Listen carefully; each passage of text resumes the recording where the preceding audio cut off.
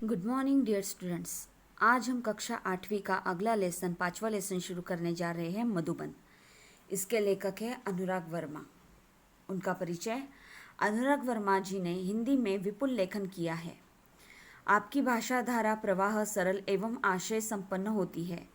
आप हिंदी के जाने माने लेखक हैं। गद्य संबंधी प्रस्तुत पाठ में श्री अनुराग वर्मा ने प्रसिद्ध लेखक डॉक्टर राजकुमार वर्मा जी का साक्षात्कार लिया है। यहाँ अनुराग जी ने डॉक्टर वर्मा जी से उनकी काव्य रचना की प्रेरणा, लौकिक परलौकिक प्रेम, देश की राजनीतिक स्थिति आदि पर प्रश्न पूछे हैं। डॉक्टर वर्मा जी ने इन प्रश्नों के बड़े बेबाकी से उत्तर दिए हैं, यानी बहुत ही अच्छे से उन्होंने उत्तर दिए हैं। यहाँ पर जो है वो लेखक ने क्या किया है, इस पाठ में डॉक्टर राजकुमार वर्मा जी है, उनका क्या किया है, इंटरव्यू लिया है, उनकी मुलाकात ली है, उनका साक्षात्कार लिया है। तो हम पाठ की ओर बढ़ते हैं। सुबह का समय था। मैं डॉक्टर राजकुमार वर्मा जी के प्रयाग स्टेशन स्थित निवास मधुबन की ओर पूरी रफ्तार से चला जा रहा था, क्योंकि 10 बजे उनसे मिलने का समय तय था। सुबह का समय था। टाइम कौन सा था? सुबह का था। मैं डॉक्टर राजकुमार वर्मा जी के प्रयाग स्टेशन स्थित निवास यानी रहने का स्थान, प्रयाग स्टेशन के नज़दीक जो उनका रहने का स्थान है, निवास स्थान है मधुबन, उसकी ओर पूरी रफ्तार से यानी तेज़ी से चला जा रहा था, क्योंकि 10 बजे उनसे मिलने का समय तय था। क्यों तेज़ी से जा रहा था? क्योंकि लेखक जो है उनका 10 बजे डॉक्टर राजकुमार वर्मा जी से मिलने का समय तय हुआ था, निश्चित हुआ था। अगर देखो हमें किसी ने अपॉइंटमेंट दिया हो कि आपको इतने इतने बजे आना है, या तो हम क्या करते हैं, उसी समय जाने का प्रयत्न करते हैं, जिसके वजह से सामने वाले के वक्त की बर्बादी ना हो। वैसे ही लेखक पूरी टाइम पर वहाँ पर पहुँचना चाहता था। वैसे तो मैंने डॉक्टर साहब को विभिन्न उत्सवों, संगोष्ठियों एवं सम्मेलनों में देखा था, परंतु इतने निकट से मुलाकात करने का यह मेरा पहला अवसर था। वैसे तो मैंने यानी लेखक ने डॉक्टर साहब को विभिन्न यानी अलग अलग उत्सवों, संगोष्ठी यानी किसी विषय पर विशेषज्ञों का चर्चा सत्र, सेमिनार, उसमें देखा था एवं सम्मेलनों में भी देखा था, परंतु इतने निकट से यानी क्या, नज़दीक से मुलाकात करने का यह मेरा पहला अवसर था। भेंट लेने का यह उनका पहला ही अवसर था। मेरे दिमाग में विभिन्न विचारों का ज्वार उठ रहा था। दिमाग में, लेखक का जो दिमाग था, उस दिमाग में विभिन्न अलग अलग विचारों का ज्वार उठ रहा था। ज्वार यानी क्या, उफान उठ रहा था। विचारों का ज्वार यानी विचारों की हलचल उठ रही थी। ज्वार उठना यह एक मुहावरा है बच्चों। उसका अर्थ क्या होता है? ज्वार उठना का अर्थ क्या होता है? विचारों की हलचल, यह उसका अर्थ होता है। लेखक के जो दिमाग है, उस दिमाग में अलग अलग विचार जो है, वो अलग अलग विचार जो है वो आ रहे थे। क्या क्या विचार आ रहे थे? कैसे होंगे डॉक्टर साहब कैसे होंगे, कैसा व्यवहार होगा उस मनीषी यानी क्या, विद्वान, साहित्य का जो विद्वान है, उस विद्वान का व्यवहार किस प्रकार होगा आदि। यानी कैसे होंगे डॉक्टर साहब, उनका स्वभाव कैसा होगा, कैसे बोलते होंगे, उनका सामने वाले से बर्ताव करने का व्यवहार कैसा होगा, कैसे वो पेश आते होंगे, कैसा उस साहित्य मनीषी का जो साहित्य विद्वान है वो कैसे होंगे। ये जो सवाल है, वो सारे सवाल उनके दिमाग में उस समय चल रहे थे। इन तमाम उठते बैठते यानी आते जाते विचारों को लिए मैंने उनके निवास स्थान मधुबन में प्रवेश किया। ये सारे विचार जो है वो अपने दिमाग में लिए लेखक ने क्या किया, उनका निवास स्थान जो है, उनके निवास स्थान का, उनकी रहने की जो स्थान है मधुबन, उसमें उन्होंने क्या किया, प्रवेश किया। काफ़ी साहस करके दरवाजे पर लगी घंटी बजाई। काफ़ी साहस करते यानी बहुत ही हिम्मत करके उन्होंने दरवाजे पर जो घंटी लगाई थी उस घंटी को बजाया। नौकर निकला और पूछा। घंटी बजी, वैसे ही नौकर आया। नौकर ने दरवाज़ा खोला और पूछ बैठा यानी उसने पूछा, क्या आप अनुराग जी हैं? मैंने सिर्फ हाँ कहा। क्या आप अनुराग जी है? देखो समय तय था 10 बजे, उन्हें डॉक्टर राजकुमार वर्मा जी के घर जाने का है, तो नौकर को भी बताया होगा कि 10 बजे ऐसे ऐसे व्यक्ति मुझे मिलने के लिए आ रहे हैं, इसलिए दरवाजा जैसे ही उसने खोला, उसने क्या पूछा कि आप ही अनुराग जी है क्या? तो लेखक ने सिर्फ उत्तर में हाँ कहा। उसने मुझे ड्राइंग रूम में बिठाया और कहते हुए चला गया कि डॉक्टर साहब आ रहे हैं। उसने क्या किया, लेखक को ड्राइंग रूम में बिठाया। ड्राइंग रूम यानी बैठक, अतिथि कक्ष ऐसे कहा जाता है, वहाँ पर उसने बिठाया और कहते चला गया कि डॉक्टर साहब आ रहे हैं, और उसने ये बताया कि आप यहाँ पर बैठ जाओ, डॉक्टर साहब अभी आ ही रहे हैं। इतने में डॉक्टर साहब आ गए। जैसे वो कह ही रहा था तब तक क्या हुआ, डॉक्टर साहब आ गए। अनुराग जी कैसे आना हुआ? आते ही उन्होंने पूछा कि आपके आने का पीछे हेतु क्या था, कैसे आए आप वगैरह, उन्होंने आते ही लेखक को पूछा। ठीक है, मैंने कहा डॉक्टर साहब कुछ प्रसंग जो आपके जीवन से संबंधित है और उसने आपको जो महत्वपूर्ण प्रेरणाएं मिली हो, उन्हीं की जानकारी हेतु आया था। अभी लेखक ने कहा, जैसे ही डॉक्टर जी ने उन्हें पूछा कि अनुराग जी कैसे आना हुआ, आपके आने के पीछे मकसद क्या था वगैरह उन्होंने पूछा, तो उन्होंने बताया कि आप कुछ प्रसंग जो आपके जीवन से संबंधित है, यानी डॉक्टर राजकुमार वर्मा जी के जीवन से संबंधित कुछ ऐसे प्रसंग जो घटनाएं हैं और उनसे आपको महत्वपूर्ण प्रेरणाएं मिली है, और उन प्रसंगों से आपको कुछ प्रेरणाएं मिली, महत्वपूर्ण प्रेरणाएं मिली, उन्हीं की जानकारी हेतु आया था, उन्हीं की जानकारी लेने हेतु आया था, यानी उसी उद्देश्य से मैं आया था कि आपके जीवन में कोई प्रसंग ऐसे घटे हो जिसके वजह से, उन घटनाओं के वजह से आपको प्रेरणाएं मिली है, उन्हीं बातों को जानने के लिए, उन्हीं बातों को जानने के उद्देश्य से मैं आपको यहाँ मिलने आया था।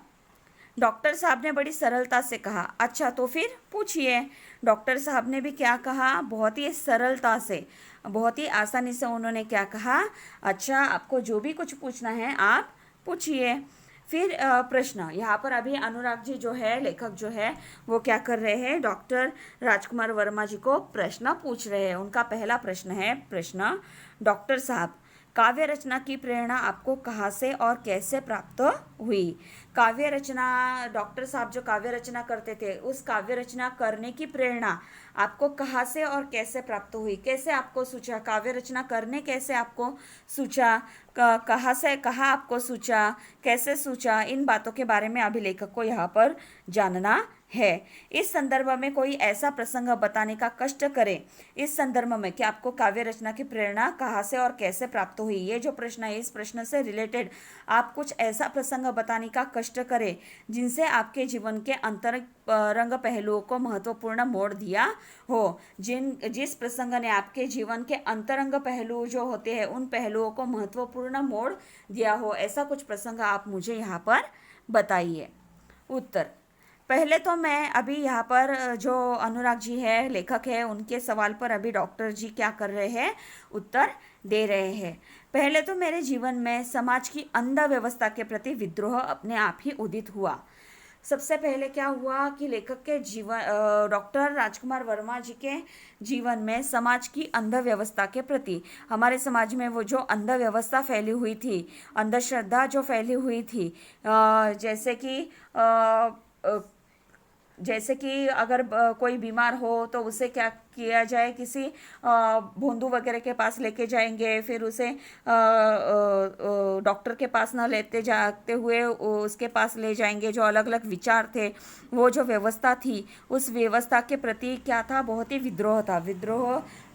यानी विद्रोह अपने आप उदित हुआ था, यानी अपने आप ही विद्रोह जो था अपने आप निर्माण हुआ था। किसके प्रति? जो समाज में हमारी अंध व्यवस्था चलती रहती है उसके प्रति क्या हुआ था, विद्रोह निर्माण हुआ था। सन 1921 में, जब मैं केवल 15.5 वर्ष का था, सन 1921 में, यह जो कालखंड अगर हम देखेंगे तो वो कौन सा काल है, स्वतंत्रता पूर्व काल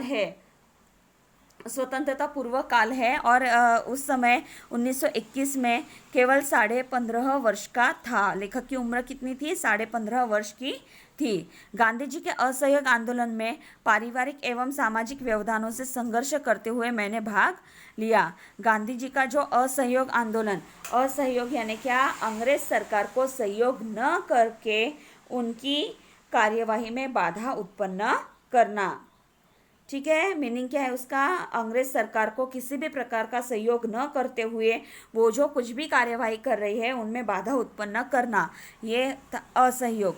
ये जो आंदोलन था उसमें पारिवारिक यानी कौटुंबिक एवं सामाजिक व्यवधानों से, सामाजिक व्यवधानों, व्यवधान यानी क्या, बाधाओं से संघर्ष करते हुए मैंने भाग लिया। यानी कौटुंबिक स्तर पर भी उन्हें और सामाजिक स्तर पर भी जो बाधाएं निर्माण हुई उन बाधाओं से उन्हें क्या करना पड़ा, संघर्ष करना पड़ा, और उनसे संघर्ष करते हुए उन्होंने असहयोग आंदोलन में भाग लिया। उस समय स्कूल छोड़ने की बात तो सोची भी नहीं जा सकती थी कि स्कूल छोड़ दे पढ़ते पढ़ते, ये बात वो सोच भी नहीं सकते थे। मगर मध्य प्रदेश के अंतर्गत, अंतर्गत यानी क्या, भीतर समाया हुआ, मध्य प्रदेश में भीतर समाया हुआ नरसिंहपुर में मौलाना शौकत अली साहब आए और बोले, गांधी जी ने कहा है कि अंग्रेजों की तालीम गुलाम बनाने का एक नुस्खा है। नुस्खा यानी क्या, तालीम यानी क्या, शिक्षा। तालीम का अर्थ क्या है, शिक्षा, और नुस्खा यहाँ अर्थ है उसका उपाय, उक्ति। अंग्रेजों की जो शिक्षा आप प्राप्त कर रहे हो वो शिक्षा जो है वो गुलाम बनाने का एक नुस्खा है, एक आपको गुलाम बनाने का तरीका है। अंग्रेज जो पढ़ाई दे रहे थे वो कौन से लैंग्वेज में दे रहे थे, अंग्रेजी में दे रहे थे, उनके लैंग्वेज में दे रहे थे। उनसे पढ़े हुए लिखे हुए लोगों को वो क्या करते थे, सर्विस देते थे, नौकरी देते थे। यानी क्या, हमारे लोग अल्टीमेटली क्या करते थे, उनकी गुलामी ही किया करते थे। ये जो संदेश है वो गांधी जी ने भेजा था, गांधी जी ने कहा था। तत्पश्चात यानी उसके बाद आवाज़ तेज करते हुए कहने लगे, जो मौलाना शौकत अली साहब है उन्होंने कहा, और उसके बाद वो आवाज़ तेज करते हुए यानी आवाज़ को बढ़ाते हुए वो कहने लगे, है कोई माई का लाल जो कह दे कि मैं कल से स्कूल नहीं जाऊंगा। है कोई माई का लाल जो कह दे कि मैं कल से स्कूल नहीं जाऊंगा। है किसी बच्चे में इतनी हिम्मत जो कह दे कि कल से मैं ये जो अंग्रेज़ों की स्कूल है उस स्कूल में नहीं जाऊंगा। मैंने अपनी माँ के आगे बड़ी श्रद्धा से स्कूल न जाने की घोषणा कर दी। लेखक ने क्या किया, जैसे ही मौलाना शौकत अली साहब ने घोषणा कर दी, तेज आवाज़ करते हुए पूछ लिया, वैसे ही लेखक ने क्या किया, घर में अपने माँ के सामने बड़ी श्रद्धा से, बहुत ही विश्वास से उन्होंने स्कूल न जाने की घोषणा कर दी। सभी लोग सत्ते में आ गए। अभी जैसे ही इन्होंने क्या किया कि बोल दिया कि अभी कल से मैं जाने वाला नहीं हूँ, तो सभी लोग सत्ते में आ गए। सत्ते में आना ये एक मुहावरा है। सत्ते में आना यानी सत्ते में आ गए। सत्ते में आना ये एक मुहावरा है, उसका अर्थ होता है अति भयभीत होना। जैसे उन्होंने कह दिया स्कूल नहीं जाऊँगा, घर के सारे लोग भयभीत हो गए। बात भी अजीब थी कि उन दिनों एक डिप्टी कलेक्टर का लड़का विद्रोह कर जाए। बात भी बहुत ही अजीब थी कि उन दिनों में डिप्टी कलेक्टर यानी लेखक के जो पिताजी थे वो क्या थे, डिप्टी कलेक्टर थे, और उनका लड़का ही विद्रोह कर जाए यानी क्रांति कर जाए। लोगों ने बहुत समझाया। लोगों ने क्या किया कि नहीं बाबा, तुम्हारे पिताजी जो है वो उनकी नौकरी में है, डिप्टी कलेक्टर है, और उसी में तुम क्या कर रहे हो, विद्रोह कर रहे हो, ये ठीक बात नहीं है। लोगों ने बहुत ही उन्हें समझाने की कोशिश की, बहुत ही समझाने का उन्हें प्रयत्न किया। पिताजी की नौकरी की बात कही, परंतु मैं घर से निकल पड़ा। पिताजी की नौकरी की बात कह दी कि अगर तुमने ऐसा किया तो क्या हो जाएगा, तुम्हारे पिताजी की नौकरी पर भी कोई आँच आ सकती है। परंतु उन्होंने क्या किया, उस बात पर ध्यान नहीं दिया और वो घर से निकल पड़े, क्योंकि गांधी जी का आदेश मानना था। क्यों उन्होंने ऐसा किया, क्योंकि उन्हें गांधी जी ने जो आदेश दिया था उसे मानना था। इस प्रकार सर्वप्रथम मैंने सत्य एवं देश के लिए विद्रोह किया। इस प्रकार लेखक ने सर्वप्रथम यानी क्या, सबसे पहले जो है वो किसके लिए विद्रोह किया, देश एवं सत्य एवं देश के लिए विद्रोह किया। सर्वप्रथम यानी सबसे पहले, सत्य यानी सच्ची बात, और देश के लिए उन्होंने क्या किया था, विद्रोह किया। तब तक मैं 16 वर्ष का हो चुका था। तब तक लेखक की उम्र कितनी हो चुकी थी, 16 वर्ष। तब तक लेखक की उम्र कितनी हो चुकी थी, 16 वर्ष की हो चुकी थी। और राष्ट्रीय ध्वज लेकर नगर में प्रभात फेरी भी किया करता था। और तब राष्ट्रीय ध्वज लेकर, राष्ट्रीय झंडा जो है हमारा वो लेकर वो क्या करता था, नगर में प्रभात फेरी भी किया करता था। प्रभात फेरी का अर्थ है प्रचार आदि के लिए बहुत सवेरे दल बांधकर नारे लगाते हुए गांव शहर का चक्कर लगाना। किसी चीज़ का प्रचार करना हो तो उसके लिए सवेरे ही नारे लगाते हुए क्या करना, गांव शहर का चक्कर लगाना, उसे कहा जाता है प्रभात फेरी, ऐसे कहा जाता है। यह बात सन 1921 की है और इसी समय मैंने देश प्रेम पर एक कविता लिखी। ये बात जो घटना है वो कब की है, सन 1921 की है और इसी समय में देश प्रेम पर एक कविता उन्होंने लिखी। यही मेरी कविता का मंगलाचरण था। यही क्या था, कविता का मंगलाचरण था, यानी शुभ कार्य के पहले मांगलिक कार्य का आचरण था। आप प्रश्न फिर से वो क्या करते हैं, प्रश्न पूछते हैं। आप मध्य प्रदेश से उत्तर प्रदेश कैसे आए? Madhya Pradesh MP, Uttar Pradesh UP। हिंदी उत्तर, हिंदी प्रेम ने मुझे मध्य प्रदेश से उत्तर प्रदेश आने को प्रेरित किया क्योंकि उन दिनों नागपुर विश्वविद्यालय में हिंदी नहीं थी। हिंदी भाषा के प्रेम ने मुझे क्या किया है, मध्य प्रदेश से उत्तर प्रदेश आने के लिए प्रेरणा दी है क्योंकि उन दिनों में यानी सन 1921 वगैरह में नागपुर विश्वविद्यालय में हिंदी विषय नहीं था, इसलिए वो मध्य प्रदेश से उत्तर प्रदेश आए। सन 1925 में मैंने इंटर की परीक्षा उत्तीर्ण की, पास की। तत्पश्चात यानी उसके बाद उच्च शिक्षा हेतु प्रयाग विश्वविद्यालय में प्रवेश ले लिया। इंटर की परीक्षा उत्तीर्ण होने के बाद उन्होंने क्या किया, उच्च शिक्षा लेने के उद्देश्य से प्रयाग विश्वविद्यालय में उन्होंने प्रवेश लिया। मैंने इसी विश्वविद्यालय से MA की परीक्षा प्रथम श्रेणी में उत्तीर्ण की। इसी विश्वविद्यालय से यानी प्रयाग विश्वविद्यालय से लेखक ने क्या, डॉक्टर राजकुमार वर्मा जी ने क्या की है, MA की परीक्षा प्रथम श्रेणी में पास की है।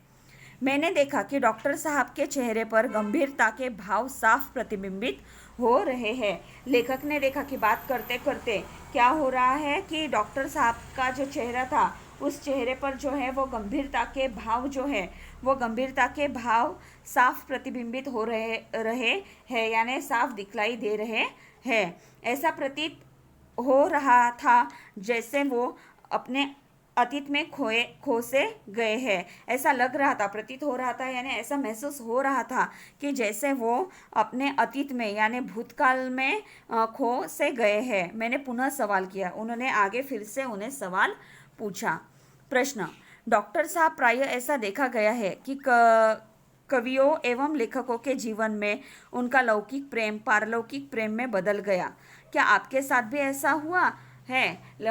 लेखक ने फिर से, अनुराग जी ने फिर से प्रश्न पूछा कि हमेशा ऐसे देखा गया है कि कवियों और लेखक के जीवन में उनका लौकिक प्रेम जो है लौकिक प्रेम परलौकिक प्रेम में बदल गया है। तो लौकिक प्रेम यानी सांसारिक प्रेम, परलौकिक यानी अलौकिक प्रेम में बदल गया है। क्या आपके साथ भी ऐसा हुआ है क्या? अनुराग जी उत्तर, अनुराग जी, प्रेम मनुष्य की एक प्राकृतिक प्रवृत्ति है। मनुष्य की कैसी प्रवृत्ति, प्रेम कैसी प्रवृत्ति है? प्राकृतिक प्रवृत्ति यह मनुष्य की है।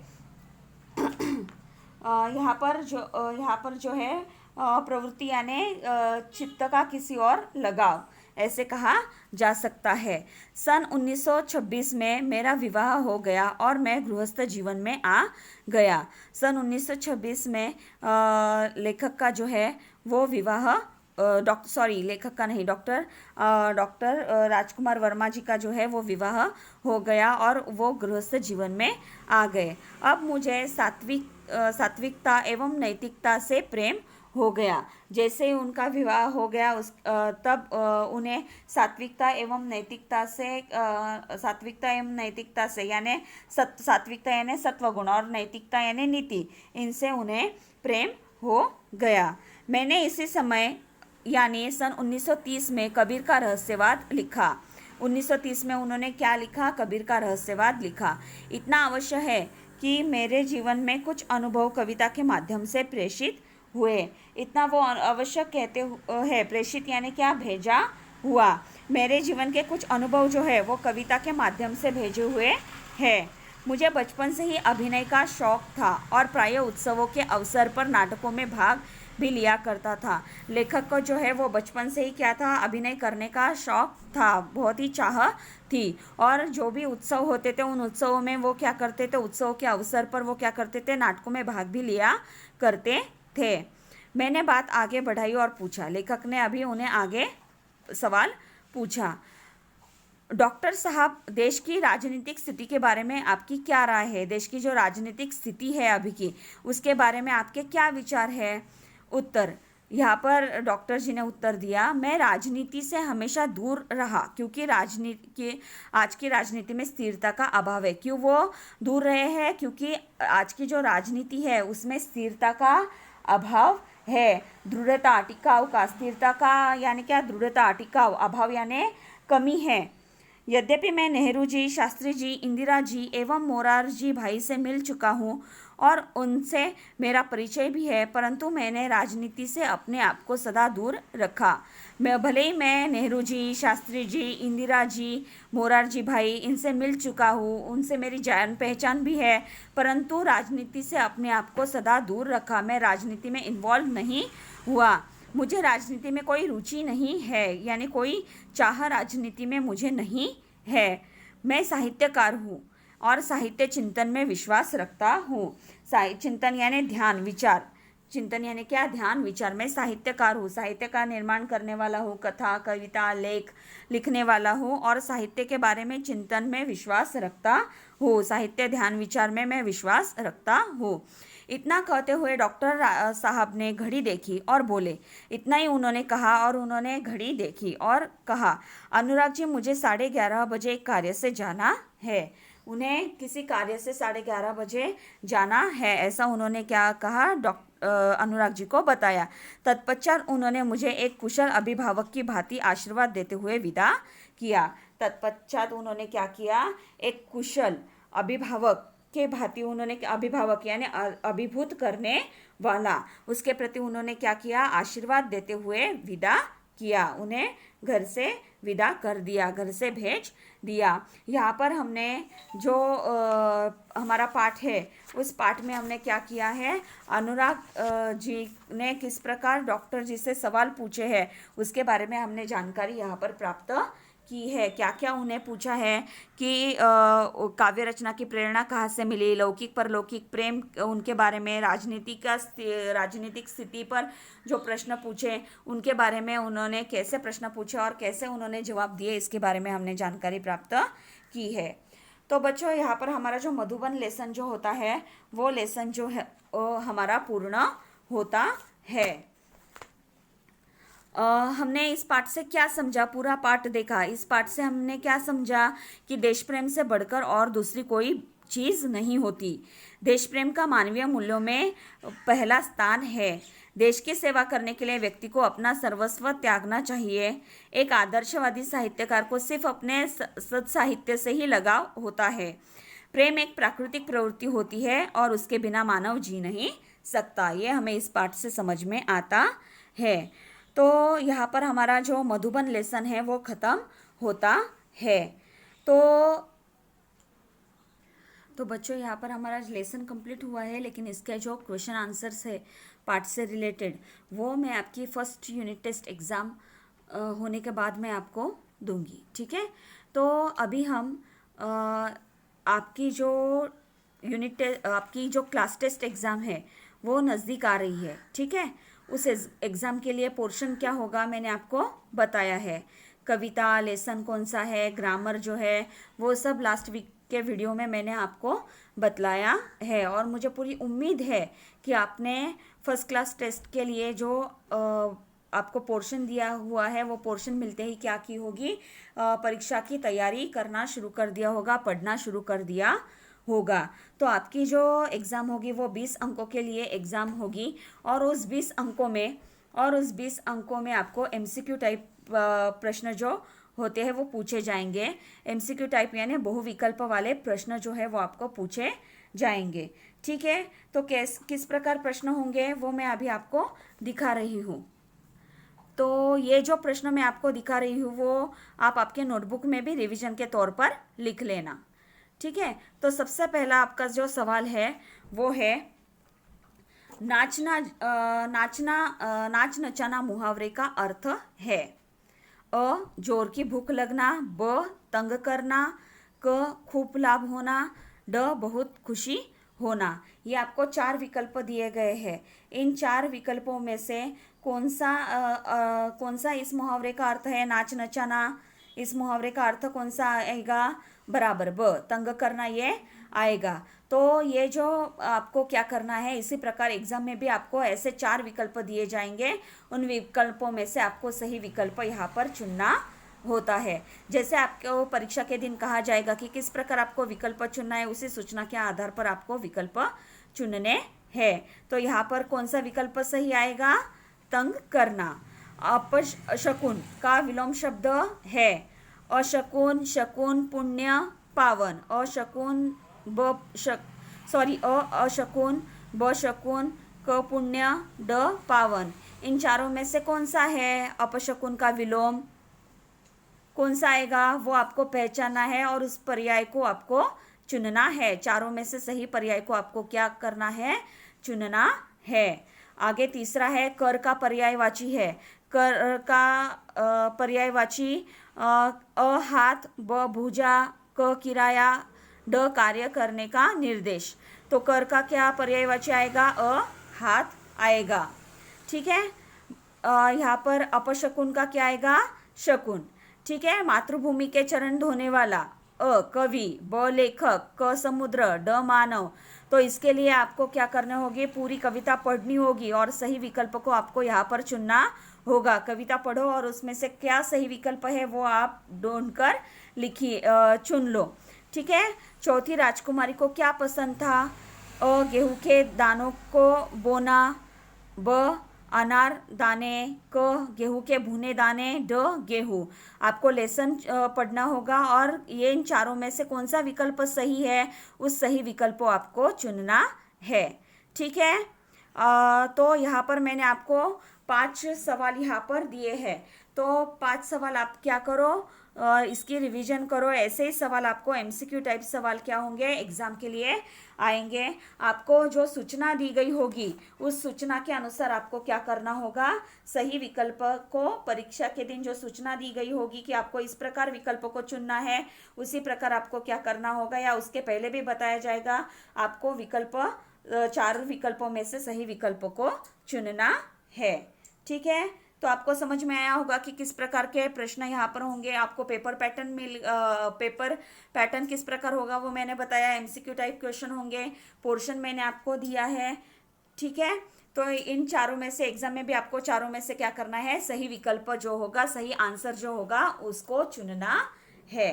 ठीक है, तो यहाँ पर जो है वो हमने आपको पोर्शन दे दिया और पेपर पैटर्न भी आपके पास है। पेपर किस प्रकार होगा वो भी मैंने अभी आपको यहाँ पर दिखाया है। तो उम्मीद है आपने परीक्षा की पढ़ाई करना शुरू कर दिया होगा। नहीं की है तो अभी से मन लगाकर पढ़ाई करना शुरू कर दो। एग्ज़ाम के लिए आप सभी विद्यार्थियों को बेस्ट ऑफ लक। तो हम इस वीडियो में यहीं पर रुकते हैं। धन्यवाद।